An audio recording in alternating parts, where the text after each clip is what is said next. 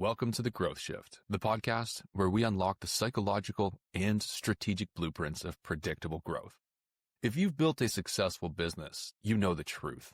Your expertise is high value, but your time is finite. The question is, how do you sustain that success without sacrificing your most valuable asset? We believe that the next level of success requires a strategic pivot, a fundamental shift that moves beyond the old ways. In every episode, we dive into the critical turning points of industry leaders and uncover how they're leveraging AI not as a shortcut, but as the strategic force for their next growth shift. Today, we dive in with a leader who is defining the future of their industry. This episode is brought to you by Valentix, your strategic growth partner. At Valentix, we believe that trust and authentic relationships are the only true currency in high-value business. We challenge the status quo by building an AI-powered client acquisition engine that enhances your human connection, helping you move beyond the slow growth of referrals. Our AI-powered systems eliminate the grind, allowing you to break through the noise, automate tasks, and free up your time to focus on transformative client impact. If you're ready to build a predictable growth engine, learn more at valentix.io. Now let's dive into today's episode. Today on The Growth Shift, we are joined by Carmen Ohling, the visionary founder of the Amplified Life Company. Carmen's journey is a profound study in alignment, having spent 16 years in corporate leadership with JP Morgan before realizing her skills should be brought into the boardroom in a new way. Today, she and her team bring a holistic practice to leadership development and executive coaching, transforming what used to be called soft skills into essential skills for dynamic leadership and organizational culture. Carmen's commitment to helping leaders achieve peak performance by aligning their internal identity with external impact offers a powerful blueprint for sustainable business growth. Carmen, welcome to The Growth Shift. Thank you, David. I've been looking forward to this conversation. Anytime I can have a conversation with other people that are innovative in business, I'm all for it. I'm excited to have you on the show. One of our first for the year, and we're off to a great start. Carmen, your career path spans 16 years in corporate leadership with JP Morgan before you pivoted to found the Amplified Life Company. You initially sought to move away from leadership, I believe, but you realized you were a natural-born leader. Tell us a little bit more about that journey and how it shaped what it is that you're doing today. In my corporate career, I was very successful. I learned so much, but there became a time where I had this inherent tension on the inside. Nothing was wrong necessarily, but everything sort of seemed wrong. And so I made the decision that I was going to go after a dream and help people holistically with their wellness. That was something that was always a passion of mine that I did on my free time. And so I did the scary thing like many people have done before and left their successful corporate position. And I set out for a coaching and speaking business that felt more in alignment with who I was and how I wanted to show up. So like you mentioned, I had thought logically that I wanted to get as far away from leadership as I could. But what I know now is I wasn't trying to get away from leadership. I was trying to get away from the old management paradigm, the old model of tasking and telling versus the new leadership, which is more about asking, being curious, listening, and empowering our teams. I didn't know that. I wasn't taught that model, just like the success model growing up. As a young person, I was taught, get a corporate job, stay there, work your way up, be successful.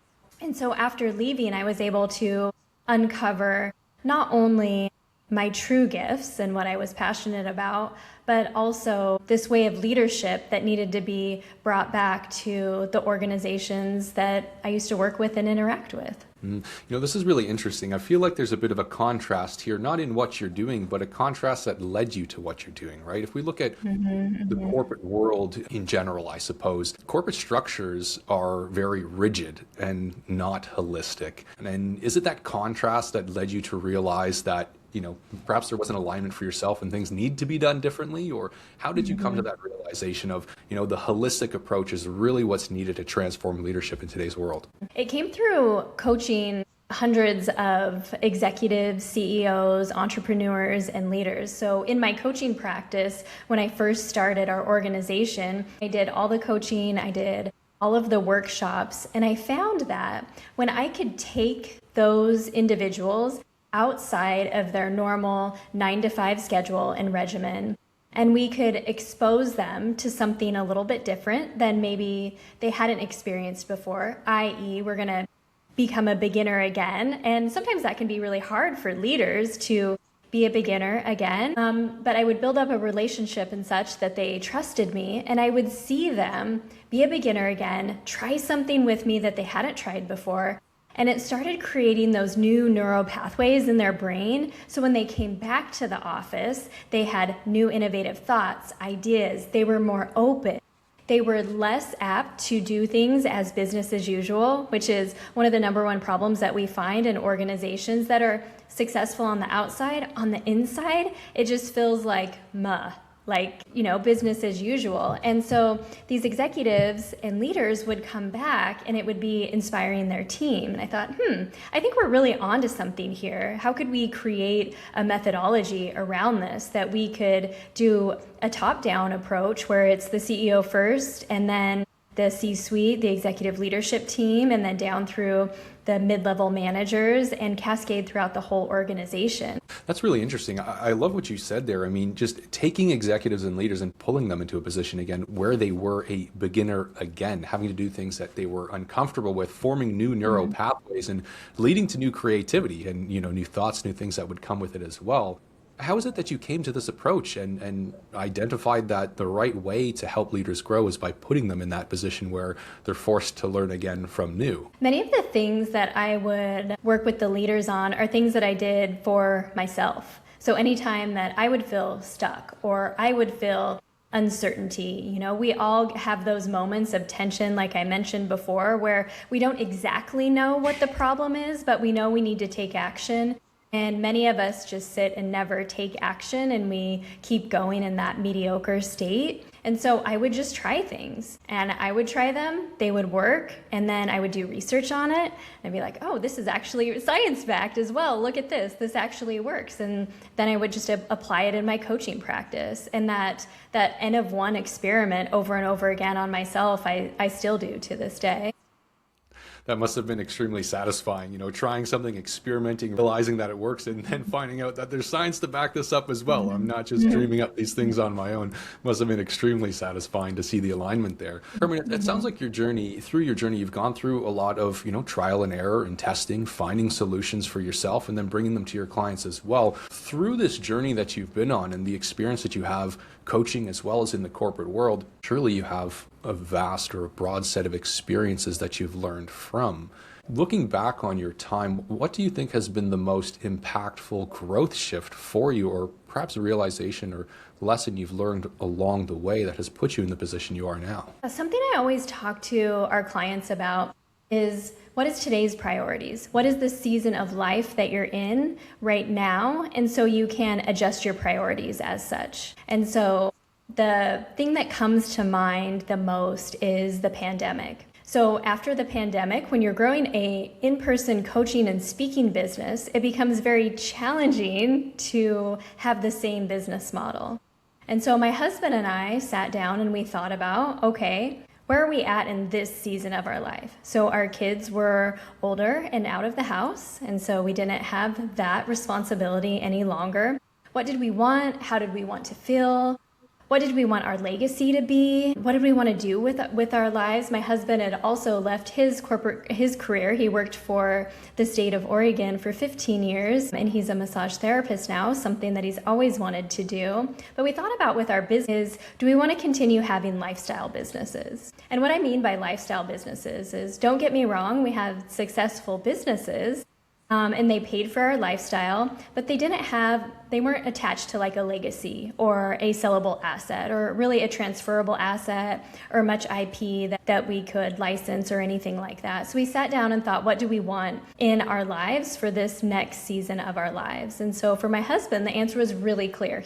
We live in Miami Beach, so he loves getting up, riding his bike to his office, working with his clients. I mean, he's one of the top massage therapists here in Miami Beach. He loves that. So he wants to keep a lifestyle business. But for myself, I thought, you know what? I want to grow a team that's as passionate as I am on the work that we do. The vision for our company is really be the one to show the world how truly great life can be. And we bring that into the boardroom. And so my first step in that was like, okay, let's create this company. Let's build our bench. Because right now I was the starting five. And so I needed a new starting five. And so I found some coaches and some facilitators. That's what I'm always looking for. Those people that show up with excellence. And I just had a conversation. Hey, I'm building this company. This is my vision. I want to hear about them. I want to hear about their gifts. Are you aligned with it? I may not have the jobs yet, but they're coming. You want to work on this vision with me? Now I have my starting five, and we're growing more than just a lifestyle company. Fantastic. Carmen, you're talking about legacy, vision, impact. Tell us more then. The Amplified Life Company. What really do you do when you work with executives, and how is it that you help them make these transformations? One of the biggest realizations that comes when you work with executives, all sorts of executives, but we really focus in on SMBs. We work a lot with small to medium-sized governments, and we work a lot with credit unions, things like that. So one of the things that comes up often is they haven't done much personal development. And we believe one of the beliefs of our organization is really personal development is the foundation to not only extraordinary business outcomes, but relationships, health, everything that you would want in life. And so we really dive in on the personal development front. That's why I talked about like getting the CEOs out, getting the executives out, doing something new, creating those new neural pathways, exposing them to those challenges again. And so we tap into that on a coaching aspect. But on the flip side, with the teams, we start building psychological safety. And that's just fancy words to say like everybody makes an agreement and feels good about speaking up and sharing.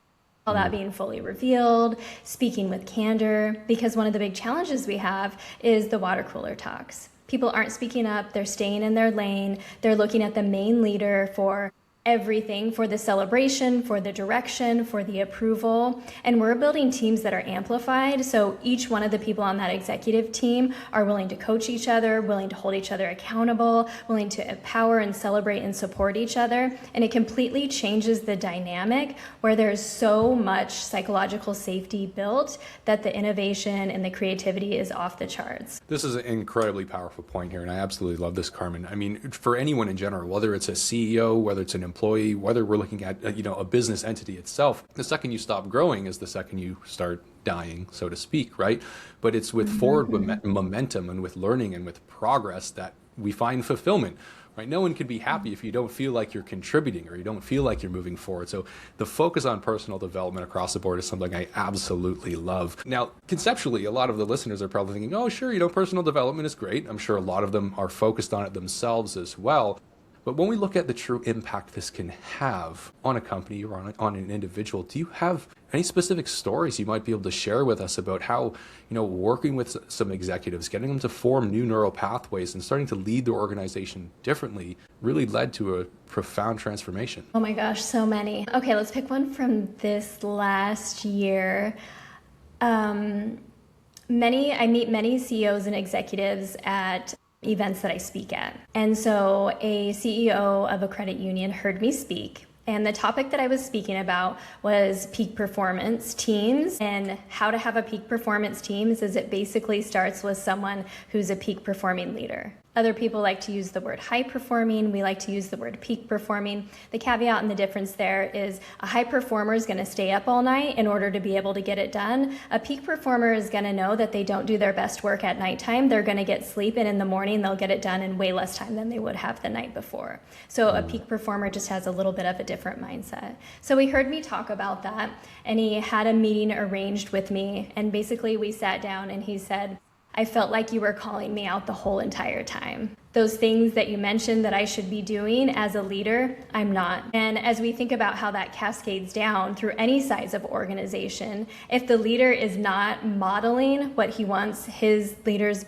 beneath him to do, then the organization is not going to flourish in that area. And so I worked with him one-on-one. I'm not always the one that coaches, but in this circumstance, I worked with the CEO and my team worked with the other executives. And we did so many things that were outside of his comfort zone. He ended our year coaching contract saying that these days that I would come, because it's in person, were the days that he looked the most forward. I got feedback from his board because a credit union is their main job for the board of directors is to hire and manage, lead the CEO. The board said, wow, Carmen, you hit every aspect that we were looking for as far as growth in this particular CEO. Employees of the organization, when I would be at their all staff day, came up to me and said, wow, he's grown. Like, the difference in him is night and day. It feels like he's not as serious. He's more inviting. I feel more open to share and to speak up, and they can really see his heart. And it really changed the organization, where it brought them closer together, doing what I talked about before, about building that psychological safety, which is just a breeding ground and the catalyst for innovation and creativity. Tenured employees, really not having to hire from the outside because your employees on the inside are really drinking the Kool-Aid and understanding the vision. We also worked with them on a new vision that they cascaded through the organization that created a new energy. When we did our first observation, walking in, it felt like business as usual. Walking in now, the energy is completely different. People are excited to be there. They're excited to share what's going on. They're not afraid to ask questions, to share their opinions, to bring up ideas. It's just a completely different organization, which on the outside, you wouldn't have even known any of that was happening, because they're still delivering year over year results like they were before. But now it's fun to work there again. That's truly profound, right? Just the fact that the changes in attitude and behavior of the leader can trickle down so far. Mm-hmm. I think the word leader is thrown around and used so much these days that the meaning of it is lost or forgotten, right? It is to be in front. It is to take the first step. It is to show people the way forwards. And if you're not willing to do that yourself, why should anyone else you're leading want to take that initiative for themselves either? 100%. And most leaders don't know how to adequately do that. They only model what they've seen before them. And like I shared before, most of the time that's a manager model who is just tasking and telling. And it's not empowering at all. And so one of the things that we also work on is, how can I be more compelling? How can I be more dynamic? How can I be that visionary thought leader internally and externally? And what does that look like? Because I know, and like you know, David, the organizations that are going to succeed in 2026 and beyond are the ones that have something to say and that are willing to say it, and that are thought leaders across their industry. When we talk about thought leadership, when we talk about, knowing what you're going to say and how you're going to say it, this all speaks to, putting yourself out there more, or, more brand recognition, more appearance in your market, leading to client acquisition ultimately. The reason why we want a greater brand image, thought recognition, leadership is ultimately for our businesses or our impact to grow together. Client acquisition and growth in this way has become one of the most challenging, difficult tasks for coaches and consultants alike, especially in 2026. That we're looking at now, the flood of generalists in the market, the noise and the confusion that's out there, everything. You've heard it, you've seen it. Carmen, when it comes to the challenges of client acquisition in 2026 with everything that's going on, what is it that you've observed as some of the biggest roadblocks to effective growth? If we're talking specifically in like the consulting space that we're in, one of the biggest challenges is showing up and being looked at as just a service provider. And so again, when we first started, remember I talked about I was the coach and I was the service provider, and I would be coaching and, hey, can you come do this one workshop? And it was really word of mouth and that sort of thing. And it was great. We were making a very good living. The business was wonderful, profitable. But as we've grown the company, what I realized was, we really need to shift the mindset of those that we're working with from being a service provider to not only being an advisor, but being an embedded partner in their organization. And so, for example, what that looks like at the beginning of this year, the executive teams and the CEOs that we worked with last year, at no cost, we're reaching out to them. Hey, we'd love to do a strategic session for you, just like we've done many times before. What is on top of your list for this year that we can come in and really help you innovate and drill down on? And we come in and we help them with that because we know and we understand their organization. And so what that does From a business perspective, the LTV of the client is going to be so much higher. You're going to have longer term clients. But from my heart perspective, like how I think about it is we're building relationships, and we are that partner. People call me because we've worked with them as a relational partner, and they just ask questions. It's not even something that we're going to help them with, but they want to talk through it, and they know and they trust us. And so they call us. They do that with our coaches as well. And so being an embedded partner means sometimes you're not going to get paid for something, but the return and the ROI on that is tenfold. We even developed a keynote last year that we started giving that is ROR is the new ROI. So return on relationship is the new return on investment. That is truly profound. I love what you're doing here. This is especially important for the audience, right? The overextension of value, embedding yourself as a partner to show the people that you're working with, the companies, the people, the humans at the end of the day, that you're thinking about them first and you're willing to go above and beyond to help them achieve their goal. And that's how you'll keep them around longer. But this is a lesson that should translate to client acquisition, not just within your existing network as well.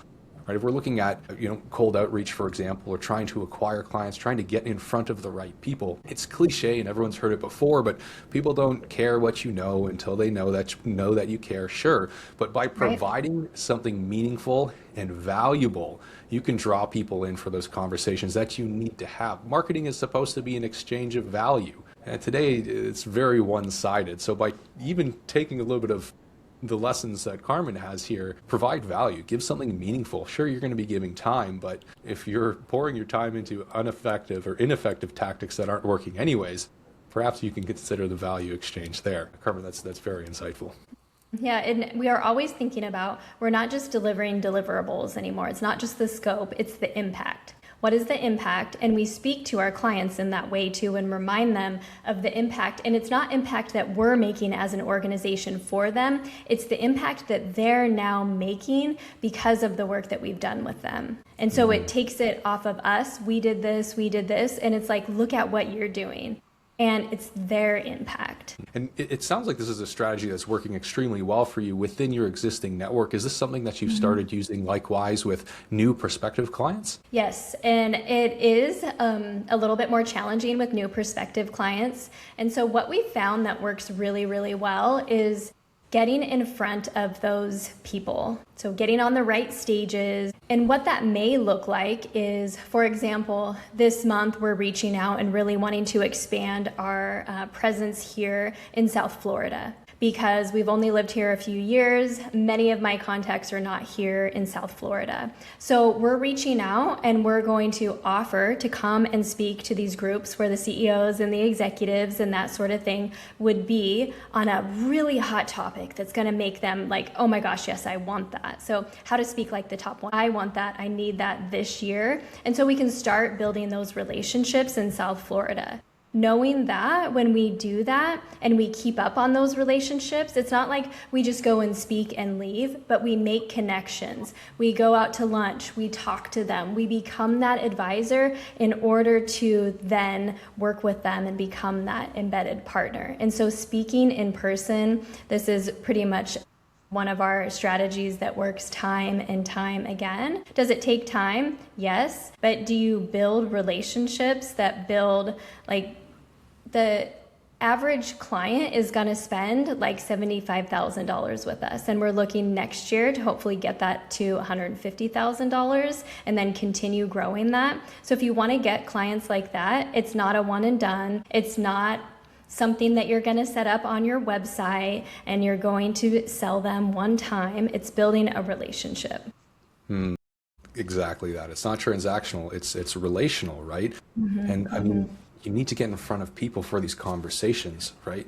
You can't build relationships through sending a cold message and trying to sell something to someone up front, but it's having those conversations that are the most important. And a lot of people are probably thinking, no, but it's so difficult to do. It's so difficult to get in front of people and have the right conversations. There's so much junk and noise. I don't know how to stand out. Be patient. With time, with everything that's out there right now, there will be a reversal. AI is not going to take over the world. People will be seeking out relationships as the foundation of business before too long. Now, Carmen, a few minutes ago, we were talking about new experiences, getting out of your comfort zone, forming new neural pathways. All business owners today are up against the wall when it comes to getting uncomfortable, right? AI is flooding the market. It's becoming a necessary part of business for growth and for relevance. With the mindset that you have and how you not only develop your clients, but also develop yourself, and I'm sure your team follows the same practices. When we look at AI, how is it you're starting to think about it and use it and approach it being a new software, a new fundamental need for business today? I was most excited about this part of our conversation because I definitely think I can learn from you here. So the way that we're using it today is we've created a few custom GPTs, and they help us with very, very specific things, and we use them consistently over time. For example, we don't have a CFO at our organization. We have a fractional one we meet with twice a month. So I got all the questions that she would normally ask me. What are we looking at? What's going on? And we build a custom GPT for that to be able to look and assess our financials every month and look at our tax strategies and that sort of thing. So what this does is it keeps me and the others on our leadership team really above the line with this because we don't know what we don't know. And so, for example, there was a couple strategic purchases that we could make as a tax strategy in November that we didn't even think of, that we had that built out and we consistently use it. And so it helped us say, hey, you should make these strategic purchases now to save on tax because you're going to do it anyways in February. Other ways that we use it is to save my own energy, because I think it's really about energy. It's not always about time. Everybody talks about time, but really energy is what is the most important. And so I love writing, and I write a ton of just long form copy in newsletters. But we want to be able to break that down. So we built a voice amplifier for me. And so my assistant can break it down and just chunk that down into social media and that sort of thing, which saves me so much on my energy because, that's not really my strong suit in doing that. It also allows her to write in my voice for quick communications that she can communicate as me as needed, where she feels like it's appropriate to do so. And then the last one is we are certified through the SBA as a women-owned business. And so we do bid on government contracts as well. And if you've ever looked at any government contracts, they are like super long and the RFPs are huge. So even just to be able to put it in there and rank which one meets like our business model, what we have set up with this holistic leadership development, and give me a checklist on what we need to do in order to get this done. So those are the 3 ways specifically that we use it today as far as capitalizing on our resources and our energy that we have available right now. Oh, I love what you're doing there, what you're testing and how you're using it. Saving time is one of the most obvious immediate benefits of using something like AI in ways that you've outlined, and especially so if you're saving human capital, and that time can then be reinvested for amplification. But even that will only get you so far, right? I think some words for the audience, and maybe something for yourself here, Carmen, as well. When we're looking at the benefit of saving time or reducing costs, we could say for some business as well, versus the upside of additional value creation, you can always out earn with value than you can save, right? Because the furthest down you can go is 0, right? Whereas with value, there's no limit. So one thing that I'm not going to advise here, right? Because we're talking about financials, and of course, beware when you're using AI, it will hallucinate. But how you have, you're working with a CFO, but you're using a custom GPT to help you prepare for that and help you with some analysis. One way that you could step it up from here is by turning that custom GPT into a sort of strategic advisor in itself, but not a generalist. What I would say is look for the top financial minds that you can find in the world. Investors, bankers, whoever it be. Find the one that resonates the most with your business goals, your way of thinking, and your strategy, and train this custom GPT to become a sort of AI board member representing that individual, their investment methodology, the books they've written, the podcasts they've spoken on. Train it on all of that content so that Maybe it won't be advising you because this is your financials, but it might give you some ideas. It might give you some insights and might help you further along in that way. So definitely a way to add amplification to what you're doing now. Yeah, I love that idea. I mean, even around strategy, around building relationships too. I mean, I'm sure there's something that's out there that we haven't thought of before, that there are experts doing something a little bit differently. So thank you for that. Absolutely. There's a wealth of information out there, and one thing that AI is extremely good at is compiling and distilling information. So if you can take that and distill it to your purpose, all the more power. Carmen, your story covers strategic adaptation, alignment, and a deep commitment to peak performance. For the founders, coaches, and growth-minded listeners who are striving to build resilient businesses and achieve peak performance, what's the single most important piece of advice that you would leave them with about aligning their internal identity with their external impact for long-term success? A couple of things come to mind, but I said it earlier, is you don't know what you don't know. So seek out expanders. Those people that maybe you're mistakenly putting up on a pedestal because they've achieved some secret level of success that you're trying to go for. But if you can seek expanders and build relationships with them, not asking for something, sometimes it's just being around people and having conversations like this conversation that you and I are having today, David, that isn't something that they necessarily told you, do X, Y, and Z, but you get an idea from them because they're so magnetic, they're so dynamic, they're an expert in what they're doing. So get in rooms that you feel like you are not qualified to be in and seek expanders. That takes letting go, like setting aside your ego and your beliefs about yourself, which are also things that help you procrastinate and keep you stuck. So if you can set that aside and you can challenge yourself and put yourself into situations, like I said, that you don't feel qualified to be in, soon enough you will be quote unquote qualified to be there, or even more. And you're going to have these relationships that are just flourishing. And it's not that they're going to be like your best friend, you're going to, in your inner circle, you're going to talk to them every single day, but you keep making deposits and deposits and deposits with people. We're all human. We all have the same core needs and desires. We want to have fun. We want to connect with each other. And that's what life is truly about. And so if you keep making deposits in these rooms, guess what? When you do have an ask or you do need something, there'll be something for you there to withdraw. Carmen, thank you so much for sharing your story and your insights with the audience today. For anyone listening who might like to learn more about what you're doing with the Amplified Life Company, or perhaps just to continue the conversation, what would be the best way to find you? The best way to find me is on our website, amplifiedlifecompany.com. You can also find me at Carmen Ohling, Ohling, on all the things, whether that be LinkedIn or Instagram. I'm on LinkedIn the most, and my personal brand website is carmenohling.com as well. Thanks again for joining us on The Growth Shift today. Thank you. Another powerful conversation on The Growth Shift. If you, like our guests, are ready to turn your expertise into a predictable, scalable growth engine, one that eliminates the grind of prospecting and enhances your high-value relationships, then it's time to connect with Valentix. We are not a marketing agency. We are your strategic growth partner, building intelligent systems that ensure your client acquisition is predictable, not dependent on chance. To see how our AI-powered frameworks can free up your time and fill your calendar with decision makers, visit valentix.io. Thank you for joining us on The Growth Shift. We'll see you next time.